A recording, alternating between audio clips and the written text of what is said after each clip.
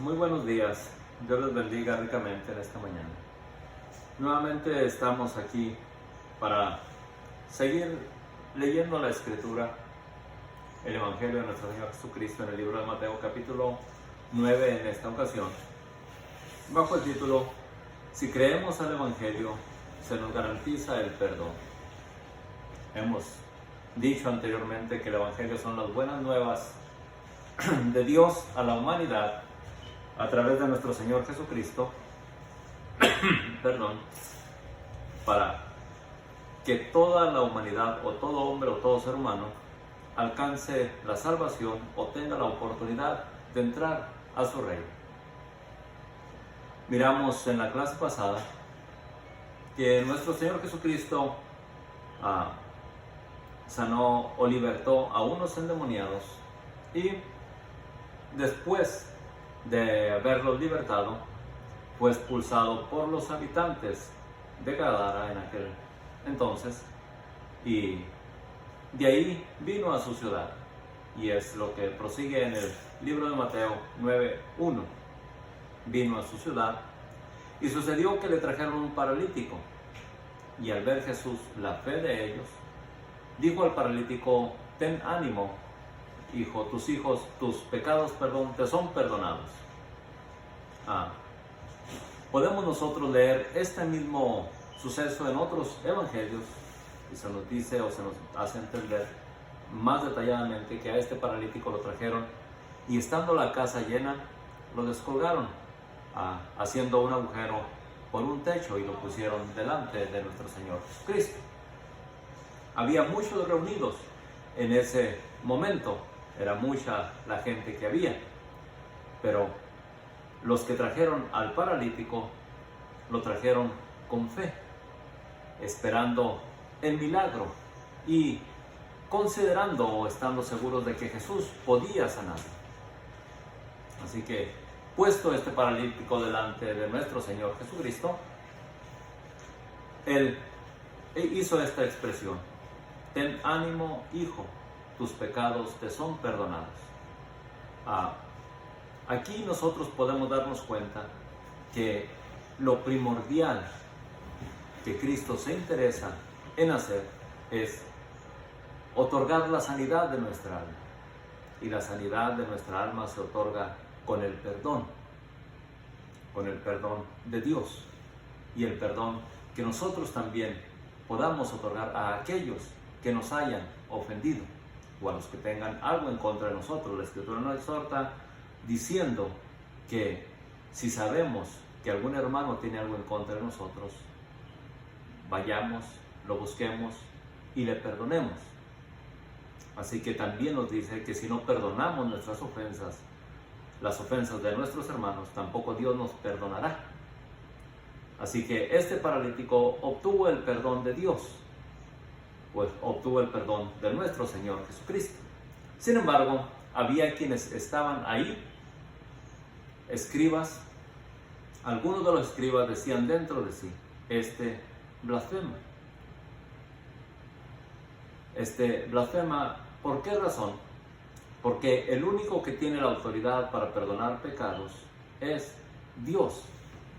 Pero nosotros nos damos cuenta a través de la Escritura que Dios estaba en Cristo para perdonar nuestros pecados. Así que por eso es que Cristo hizo estas cosas, y además de eso nosotros nos damos cuenta que Él tenía toda la autoridad que Dios le había otorgado. Además de ello, tenía la capacidad de conocer los pensamientos de los hombres. Y dice Jesús: y conociendo Jesús los pensamientos de ellos, dijo: ¿por qué pensáis mal en vuestros corazones? ¿Por qué? ¿Qué es más fácil decir: los pecados te son perdonados, o decir: levántate y anda?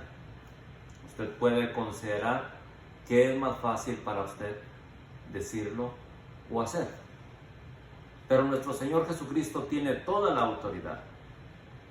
Y para esto dice: pues para que sepáis que el Hijo del Hombre tiene potestad en la tierra para perdonar pecados, dice entonces al paralítico: levántate, toma tu cama y vete a tu casa. Entonces él se levantó y se fue a su casa. Así que podemos nosotros mirar que con los hechos nuestro Señor Jesucristo manifestó la autoridad que había recibido del Padre, porque notemos que Él dio testimonio que no había venido de sí mismo, sino que el Padre lo había enviado. Y en los evangelios o las clases que hemos estudiado nos damos cuenta de ello, que Él procedió del Padre o vino porque el Padre le envió. Así que la gente al ver esto, al paralítico andar, la gente al verlo se maravilló y glorificó a Dios que había dado tal potestad a los hombres. ¿Usted puede creer estos milagros? ¿Usted puede anhelar el perdón de sus pecados? Cristo está para ofrecernos. En el Evangelio se hace un llamado a todos sin hacer diferencia. Vemos aquí el llamamiento de Mateo, de este personaje del cual estamos leyendo en esta ocasión, el Evangelio de Mateo. Pasando Jesús de ahí vio a un hombre llamado Mateo, que estaba sentado al banco de los tributos, un encargado de cobrar los impuestos del pueblo. Un hombre que era despreciado por la sociedad a causa de que en ocasiones muchos de los cobradores de impuestos abusaban del pueblo alterando los impuestos. Y dice, estaba sentado al banco de los tributos públicos y le dijo, sígueme. Y él le siguió. Y notemos, la Escritura nos dice aquí sin cuestionar, o nos damos cuenta que sin cuestionar Jesús hizo el llamado y Mateo le siguió. ¿Cuántas veces nosotros ponemos una excusa cuando se nos hace el llamado de Dios al arrepentimiento? Ahora no puedo, después, en otra ocasión. Son excusas que nosotros ponemos cuando se nos llama al arrepentimiento, o simplemente cuando se nos invite o se nos invita a asistir a un estudio bíblico. Siempre tendremos excusa. Pero aquel que toma la decisión puede recibir la bendición que Dios ofrece a través de nuestro Señor Jesucristo. Y le siguió y fue a su casa, a la casa, creo yo que a la casa de Jesús, porque dice el primer texto, vino a su casa. Y aconteció que estando él sentado a la mesa en casa, he aquí que muchos publicanos y pecadores que habían venido se sentaron juntamente a la mesa con Jesús y sus discípulos. Así que le invitó quizás a una cena, a una comida, y se sentaron a comer. Pero note, he aquí que muchos publicanos y pecadores habían venido. Y me imagino, el propósito de nuestro Señor Jesucristo fue predicar el Evangelio, anunciar las nuevas de salvación, o recordar al pueblo el llamado que Dios está haciendo y hace a cada uno de nosotros. Por ejemplo, vemos en Zacarías 1:3 que Dios hizo un llamado a su pueblo diciéndole, volveos a mí, dice Jehová, y yo me volveré a vosotros. El pueblo judío, para ese tiempo, estaba subyugado por el gobierno, por el imperio romano. Habían sido esclavos anteriormente de los babilonios y ahora se encontraban por el pueblo romano. El pueblo judío, la nación de Israel, había sido soberana en algún tiempo, pero a causa de su pecado, ahora se encontraban bajo el yugo o bajo la opresión. Pero el pecado es el que esclaviza. El pecado es el que hace a uno sentirse menospreciado por Dios o desechado por Dios. Sin embargo, Dios sigue insistiendo que nos volvamos a Él. Y con ese propósito vino nuestro Señor Jesucristo. Así que me imagino que a estos pecadores, a estos publicanos que se sentaron con Jesús a la mesa, Jesucristo les estaba recordando la oportunidad que Dios, o la invitación que Dios hace aún hasta el presente a todo ser humano, que nos volvamos a Él. Como dice en Zacarías 1:4, volveos ahora de vuestros malos caminos y de vuestras malas obras, que hagamos sendas derechas para nuestros pies, como dice en otra porción.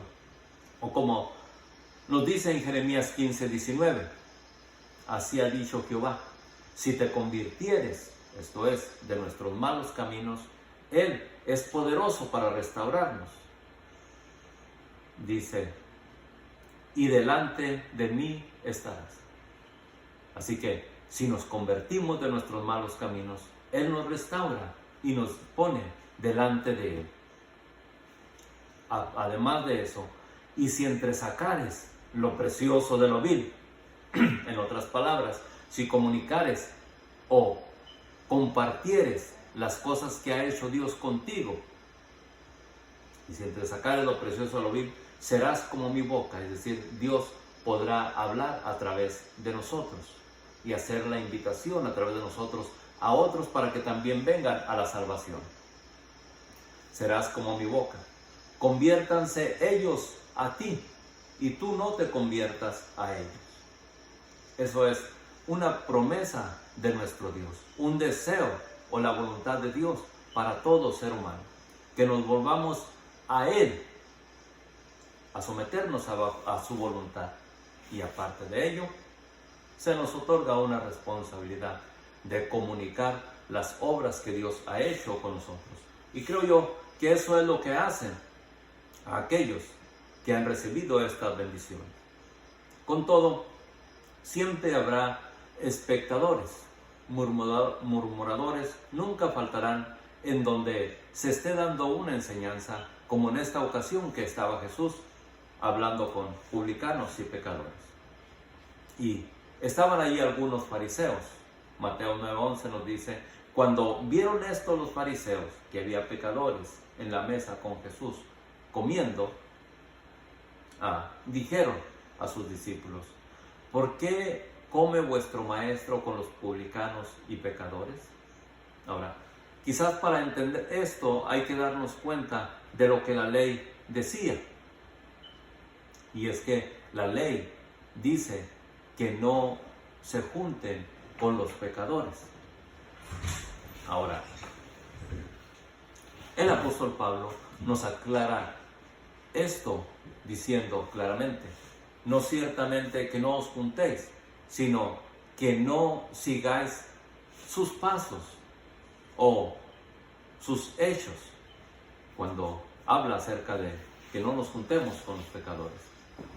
Es decir, que no hagamos sus obras. Eso es lo que nos aclara. Nuestro Señor Jesucristo se juntó, pero no para seguir sus obras, sino para hacerle saber las demandas que Dios pide de todo hombre, que se vuelva a sus caminos.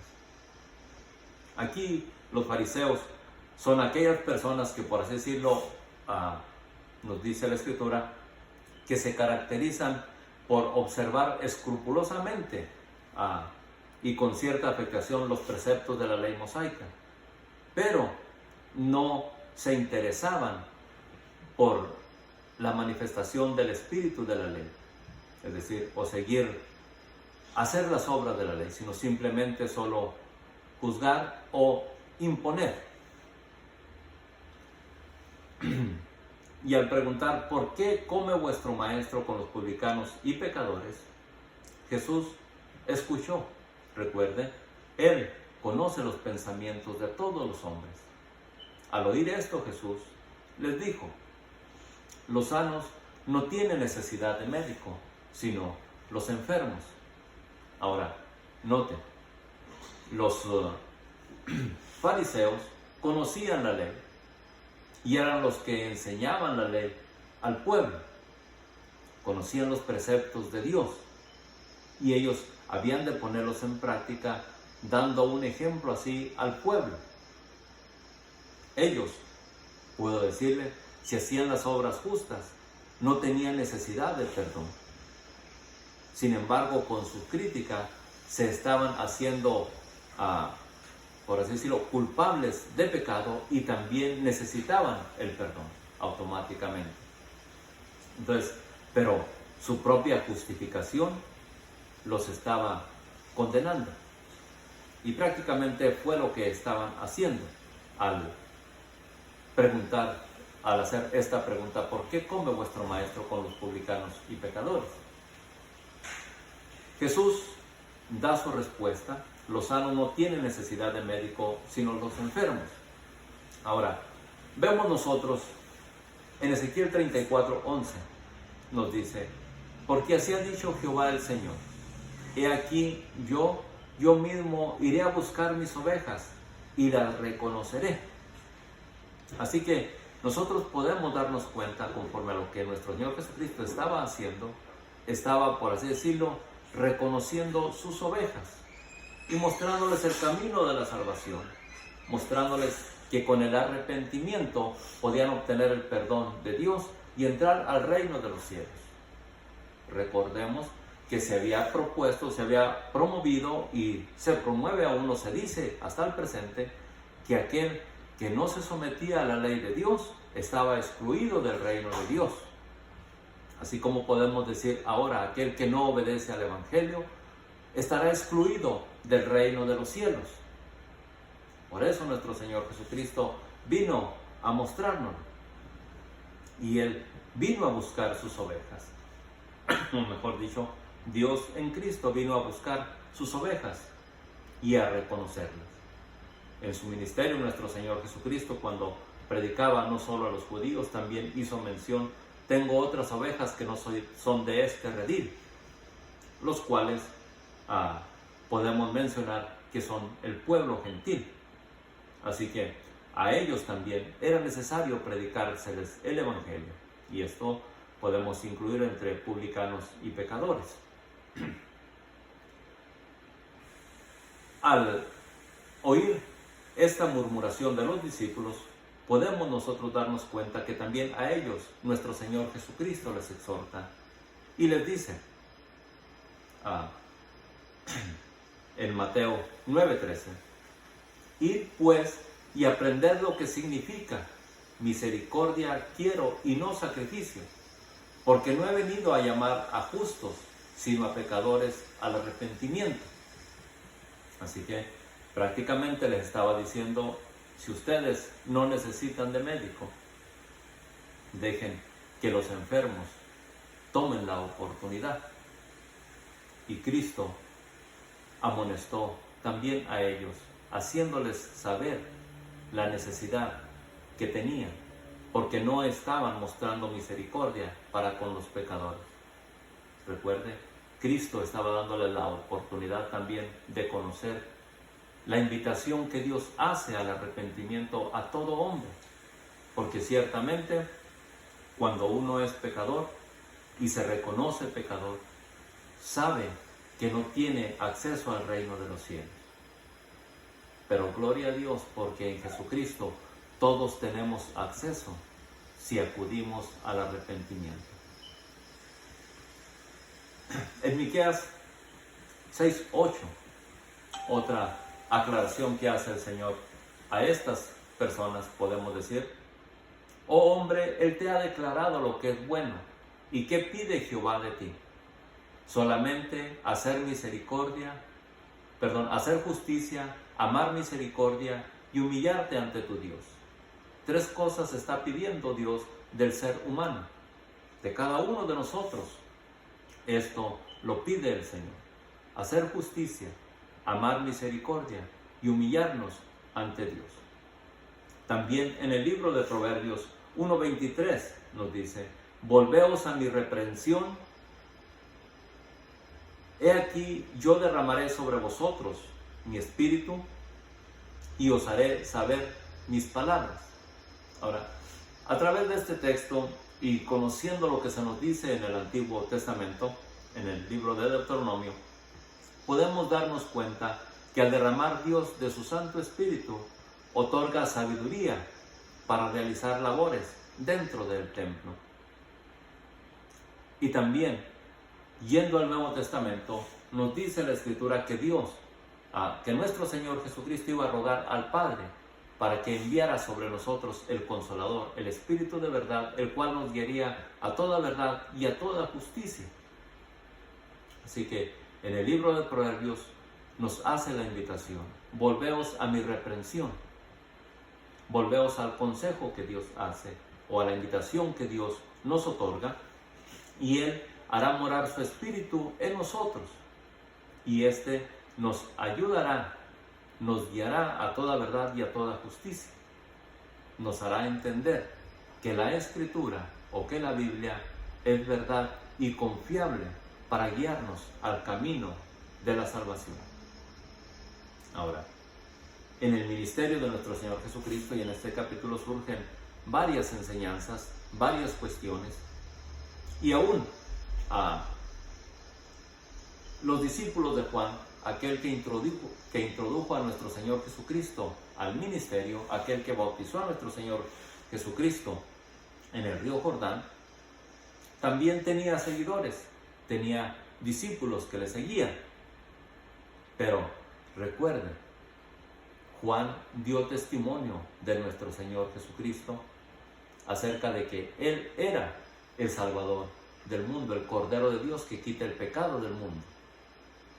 Pero en ocasiones nosotros nos hacemos seguidores de los hombres y no de nuestro Señor Jesucristo, que es el principal. Y aquí hubo unas personas que hicieron esto. Entonces vinieron a él los discípulos de Juan diciendo, vinieron a nuestro Señor Jesucristo, los discípulos de Juan diciendo: ¿por qué nosotros y los fariseos ayunamos muchas veces y tus discípulos no ayunan? Jesús les hace saber que todo tiene su tiempo y todo lo que se requiere debajo del cielo tiene su hora, tal como nos lo dice en Eclesiastés 3:2. Les hace mención Jesús en Mateo 9:15.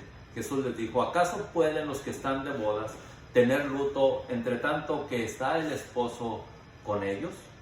Si nuestro Señor Jesucristo, Rey de Gloria, estaba en medio de sus discípulos, Él era su guardador, su instructor. Y si sus discípulos no ayunaban, eran por el gozo que ellos tenían de estar juntamente con Él. Además de esto, recordémonos que Jesús es el esposo, que se nos menciona en otras porciones de la Escritura, el esposo de la iglesia. Hace mención: pero vendrán días cuando el esposo les será quitado y entonces ayunarán. Y ciertamente así sucedió con los discípulos. Pues después de la resurrección de nuestro Señor Jesucristo, sus discípulos oraban y ayunaban.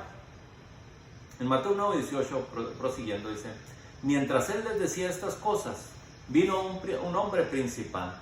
Un hombre principal se cree que era uno de los que enseñaban en las sinagogas la ley de Dios, o en el templo. Este se postró delante de él, diciendo: mi hija acaba de morir. Ven y pon tu mano sobre ella y vivirá. Y se levantó Jesús y le siguió con sus discípulos.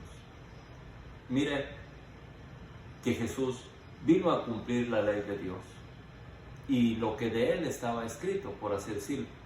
En el Salmo 40:12 nos dice esto: yo sé que Jehová tomará a su cargo la causa del afligido y el derecho de los necesitados.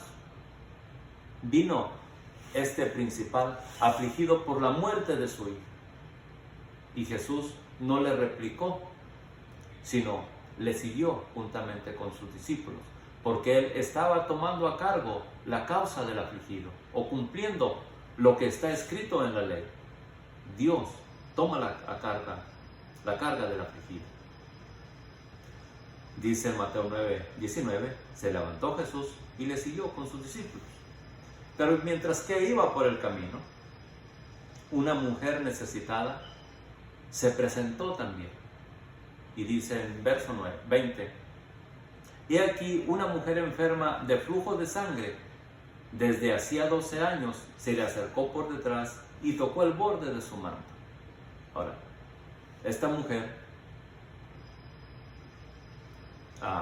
según la ley, no podía ni siquiera acercarse a la multitud, y había mucha gente que seguía a nuestro Señor Jesucristo en esta ocasión, porque a causa del flujo de sangre le convertía impura, por lo cual tenía que estar apartada de la sociedad, según la ley. Pero ella tenía la fe dentro de sí, que si tan siquiera tocara el borde de su manto, sería sana. Y lo hizo, porque decía dentro de sí, si tocare solamente su manto, seré salva. Pero Jesús, volviéndose y mirándola, dijo: ten ánimo, hija, tu fe te ha salvado. Y la mujer fue salva desde aquella hora. Noten, vuelvo a repetir, Dios toma a cargo la causa del afligido y el derecho de los necesitados.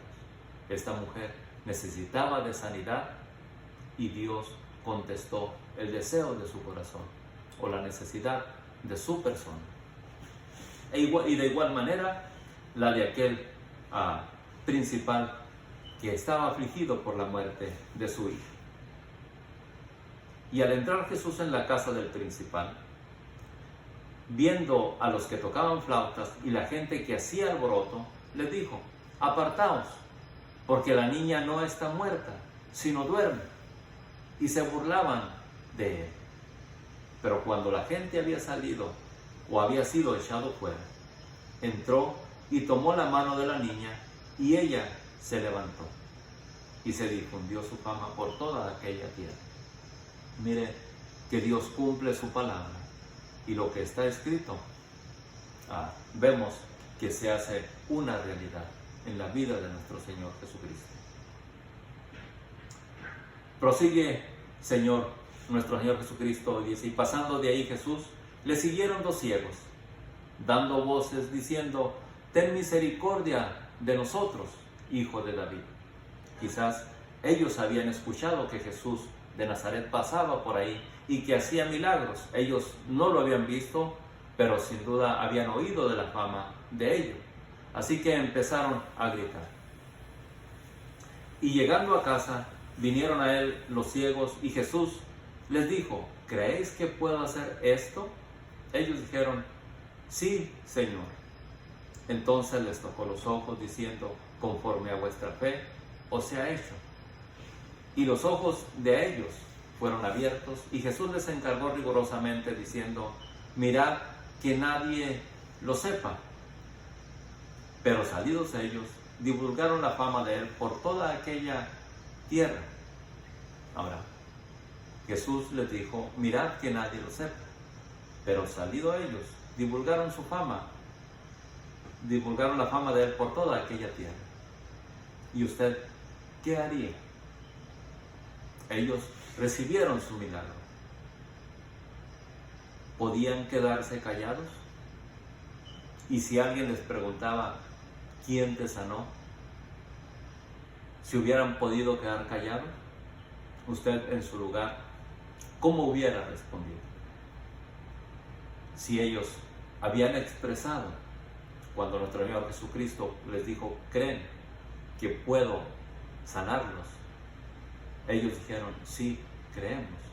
Él les dice: conforme a su fe se ha hecho. Nos dice la Escritura que la fe es la certeza de lo que se espera.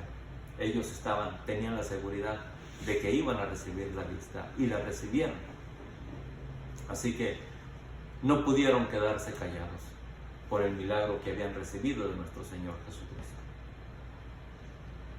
E hicieron lo que nuestro Señor Jesucristo mandó que no hicieran.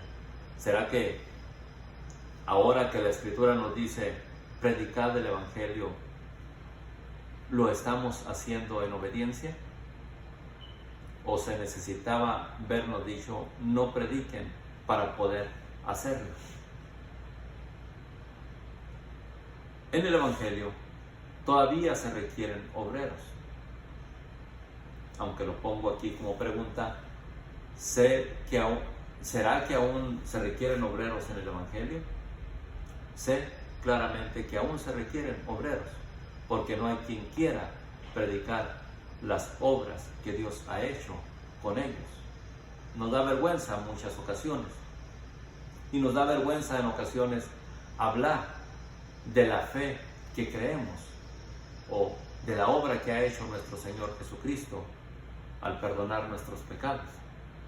En Mateo 9:35 nos dice la Escritura: recorría Jesús todas las ciudades y aldeas, enseñando en las sinagogas de ellos y predicando el evangelio del reino y sanando toda enfermedad y toda dolencia del pueblo. Y al ver las multitudes, tuvo compasión de ellas. ¿Por qué razón? Porque estaban desamparadas y dispersas como ovejas que no tienen pastor. En otras palabras, se estaba cumpliendo lo que sucedió en el tiempo de los jueces y lo que sucede hasta hoy en nuestro tiempo, que cada uno hacía lo que bien le parecía, que cada uno al presente hace lo que bien le parece, porque no tiene el conocimiento de lo que Dios demanda del ser humano. Y además de eso, porque en ocasiones nos da vergüenza de profesar o decir que profesamos lo que Dios demanda en la Escritura. Cada uno hace lo que bien le parece. Jesús tuvo compasión de ellas y tiene compasión de ellas al presente. Nosotros que conocemos el Evangelio, ¿tenemos compasión de las almas? ¿Les hablamos que vengan o que acudan al arrepentimiento, a la salvación que Cristo aún sigue ofreciendo antes de que sea demasiado tarde? ¿Podrán creerlo usted o algunos otros? Entonces dijo Jesús a sus discípulos: a la verdad la mies es mucha, mas los obreros pocos. Rogad pues al Señor de la mies que envíe obreros a su mies. Y esto es nuestro deber, que debemos aún de rogar al Señor que envíe obreros a su mies. Y no solo eso, sino a estar dispuestos, que si el Señor nos manda, hacerlo. Y ciertamente a aquellos que hemos creído, la Escritura nos dice: por tanto, por cuanto oí, también hablé. Yo oí el Evangelio, por eso es que hablo del Evangelio. Creí en nuestro Señor Jesucristo y su sacrificio, por eso le exhorto a usted también a creer en nuestro Señor Jesucristo. Él es el único que puede llevarnos al reino de los cielos. No hay otro camino que nos otorgue la entrada al reino de Dios más que nuestro Señor Jesucristo. La Biblia nos dice: yo soy el camino, la verdad y la vida, y nadie viene al Padre si no es por mí. No importa las historietas que le cuenten, de lo que le cuenten, para llegar al cielo solamente es a través de nuestro Señor Jesucristo. Nadie más le otorgará la entrada. Espero que este mensaje, que esta enseñanza o que la lectura de esta porción del Evangelio de Mateo, capítulo 9, llegue a su corazón y a través de su espíritu Dios le enseñe aún más de lo que pueda aprender en este corto tiempo que dedicamos. Dios les bendiga ricamente. Hasta la próxima. Amén.